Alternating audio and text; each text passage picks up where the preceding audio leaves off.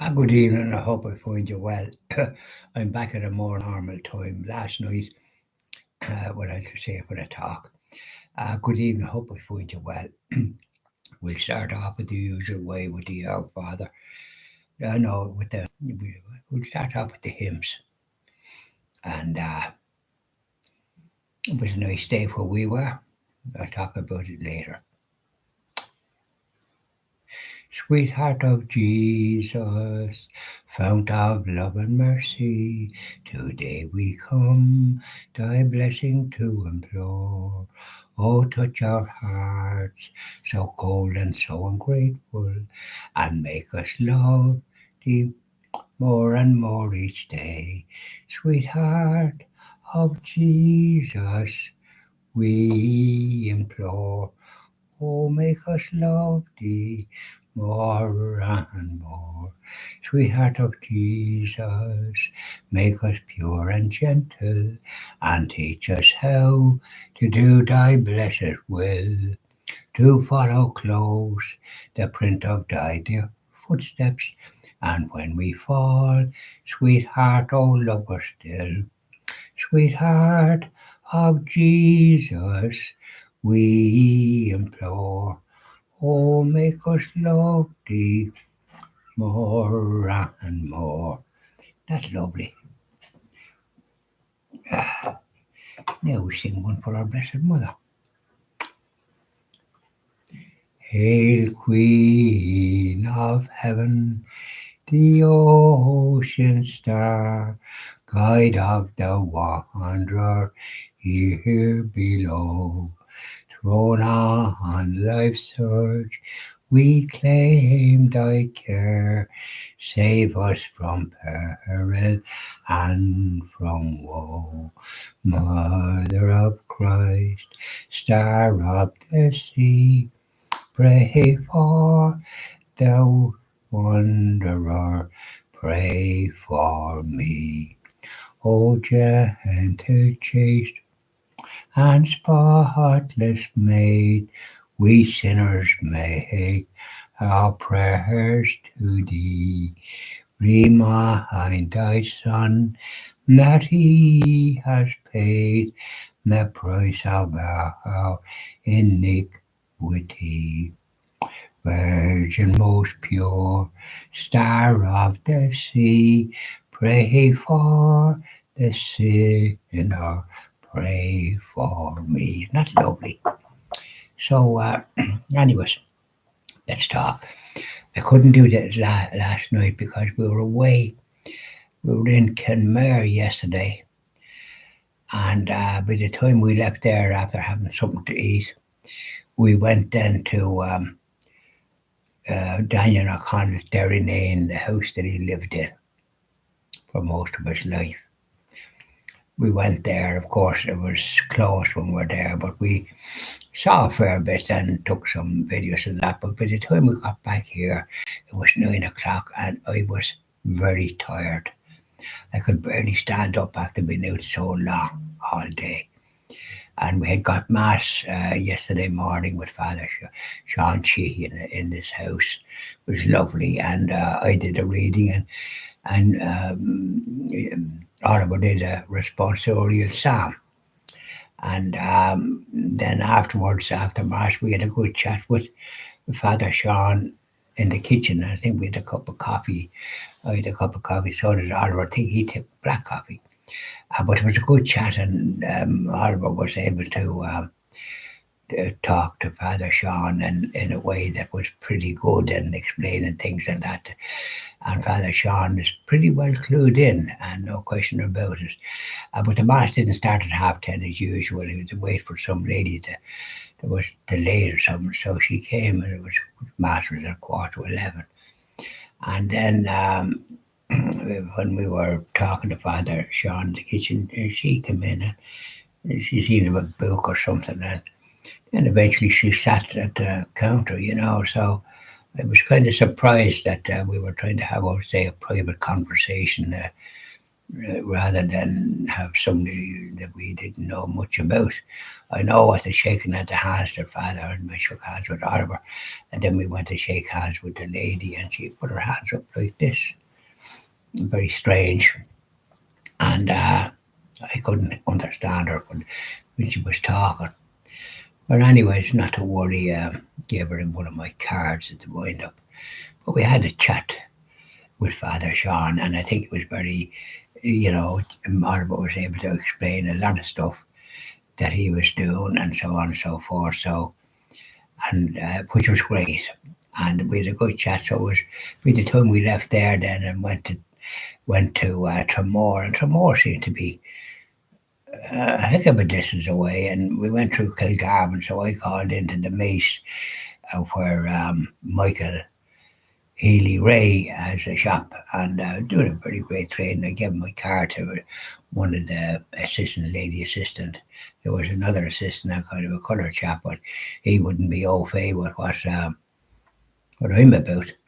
And I wrote in the back about the spot because I used to supply him with spot dog food, tins and 10 kg bags of spot. So he was very good, and I did good business with him. So I put it down now. He's a TD and very successful. His brother Paddy's a TD as well. He's in the pub where Johnny Fox, their father, was there, or Johnny um,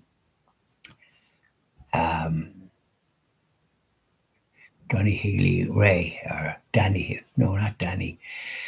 He was there, and he was very good. I met him. I was in the pub when I had with my late wife Judy. I think I had a drink in it. So I know that neck of the woods in Kilmare had a couple of customers. So very busy town, a lot of visitors. We had a bite to eat there, and he went into a shop that he knew the lady that was running it. He was a former girlfriend years ago when he was young, and she's married, and she's went to university. Has a dietitian's. She has a degree, and then there's a dietitian as well there. So they have a great go of stuff in the shop and fruit and veg outside. So they'd be very knowledgeable, and people are very blessed to have such educated ladies. And she was a lovely, jolly lady, and we had a good chat. And I gave her a card and so on and so forth. So that was in Tramore. But anyway, we went then to Daniel O'Connell Derry Lane. That's it. We didn't get back in the night, but we went there this morning again. Now, not at the time we were supposed to, because a friend of his was staying here, Philip, from Dublin. And I don't know what he came down for, to be honest with you, about, because it delayed. Instead of us leaving at 9:30, as was arranged, it was nearly 11:30. So we got there, and it was we were able to. I was able to visit the house and all the rest of it, and get a lot of information. And I bought a book, the only book they had for €5, but he showed me a couple of bigger books written by a fellow called Gagan, and about Daniel O'Connell, two of them, and they're quite big, which you'd like a smaller one that would give you the facts. But I got a fair bit about it. I took photographs with my phone and video. I could do a video with it as well, which I did, and visited the house and where he was, and I come across the bed that he died in Genoa. But what I was most interested in as to how he was so successful in the Catholic emancipation, because until he came on the scene, there was no such thing as Catholics couldn't practice their Catholic faith. They had to do it on mass rocks. But he had been abroad. He become a barrister. I think he did something in London, but he was educated privately, and then he went to he got education with a teacher, and I saw his name, I have it down somewhere, but that had run hedge schools. Catholics were only educated what they call hedge schools.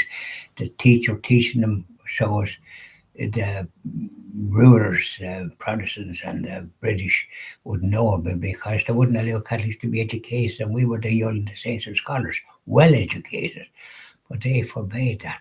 And they couldn't be anything. They had no rights in their own country. and the land was taken out and given to these bousies that no respect for Catholics or the Irish, and a dreadful situation. But anyway, he was in France and had to leave the 1798, whatever, what was it, the French Revolution, and the more than an awful lot of people, including the king and queen, including Catholics, priests and nuns and the rest of it. So they saw that and they got out. They had to wear a disguise to make out that they weren't who they were. And they got away, and he did some law degree in London, and then he did it in King's Inns. I think they'd been allowed to get an education or something. But when he saw what he saw there, he become, with the way the Irish was treated.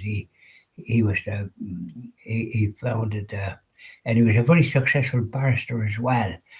But he was the ones that were ruling the roost at the time were trying to abuse him, and he had his own practice was very successful. But he was very successful in the course, but he was pilloried by the establishment, the Protestant establishment. So he started his own legal practice and very successful. And then the Catholic Participation, a penny a month is all that was the requirement, and ordinary poor people could afford that. And he started big meetings and about for the Catholic and non-violent. He didn't want any of that. And the biggest one was in Trim. Now, he said Trim, but it wasn't actually Trim. It was in Slane. It was in in Slane, where a very important place, and there was a million. It was Slane, I think, and so you can get wrong information. Some people. There was an English person there. You know, his knowledge was enough. I took a lot of stuff, but there was a lot of stuff that as far as concerned, he wasn't okay with. I would have preferred more Irish people, to be honest about it, that would know. But it's run by the Board of Works. So I visited the house, and it was marvellous to see and there's a chapel there that Daniel O'Connell built. It was a marvellous, the Liberator he was called. And he was a very learned individual, and God help him. So that was the upshot, and there was a chapel there as well. I just didn't. I tried to get into it, but I couldn't find the entrance. But my friend Oliver, that was doing the drive, and he got into it, and he was down at the beach. He saw a lot of stuff, and apparently there was a funeral, and the person was buried somewhere down there in a very particular place. So he has a lot more information than I have, but I have a lot more that I can say. But I'd say it. I'll be saying it during the week, because it was just too much. There was a lot that I have, and I'll tell you all about it. So bye now, and I hope you enjoy the rest of the evening. Bye now.